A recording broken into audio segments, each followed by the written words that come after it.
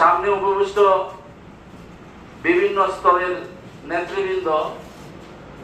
আমাদের ঈশ্বরগঞ্জ উপজেলার সকল প্রতিষ্ঠানের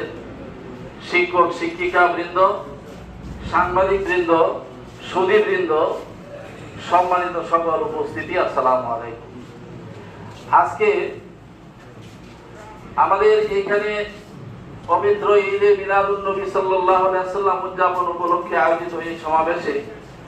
আমরা বিগত 12 রবিউল আউয়াল সোমবার প্রত্যেকটি প্রতিষ্ঠানে পবিত্র ঈদে মিলাদুন নবী সাল্লাল্লাহু আলাইহি ওয়াসাল্লাম অনুষ্ঠান উদযাপন করেছি। বিশেষ করে এই রাসূলুল্লাহ সাল্লাল্লাহু আলাইহি ওয়াসাল্লামের জন্ম বৃত্তান্ত যে অনুষ্ঠানটিতে আলোচনা হয়, দিনের আলোচনা যেখানে অনুষ্ঠিত হয়,